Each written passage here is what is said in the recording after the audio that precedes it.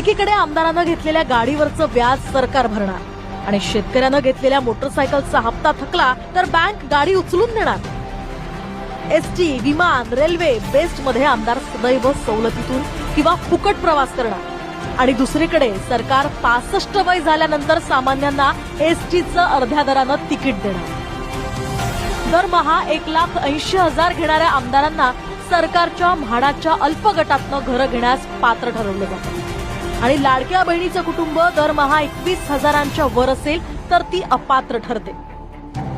नेता एक टर्म जरी आमदार झाला तरी सरकार त्याला पूर्ण हयात आणि हयाती पश्चात त्याच्या पत्नीला दरमहा 50,000 रुपये पेन्शन देतं। सामान्यांना आयुष्यभर नोकरी करून रिटायरमेंट नंतर जे पेन्शन मिळतं त्यातून वृद्धापकाळाच्या गोळ्या आणि औषधं सुद्धा येत नाहीत। इतिहासात आजवर कधीही आमदारांना स्वतःच्या पगारवाढीसाठी मोर्चे काढावे लागले नाही।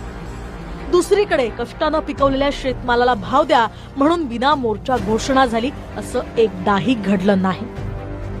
एका महिन्याचा लाखोंचा पगार थकला म्हणून आमदाराला रडताना कधी कुणी पाहिलेलं नाही। इकडे 2-2 महिने व्यापाऱ्यानं पैसे थकवले म्हणून अश्रू ढाळणाऱ्या शेतकऱ्यांची संख्या हजारोत आहे। आमदारानं हप्ते थकवले म्हणून कोणत्या बँकेनं गाडी उचलून नेण्याचं धारिष्ट्यही दाखवलेलं नाही, तर दुसरीकडे हप्त्याला 4 दिवस लेट झालं म्हणून बँकेचे एजंट शेतकऱ्याच्या दारावरून वाहनं खेचून नेतात। आणि सर्वात महत्वाचं म्हणजे आपल्या जनसेवेच्या व्रताचं चीज झालं नाही किंवा करोडोंचं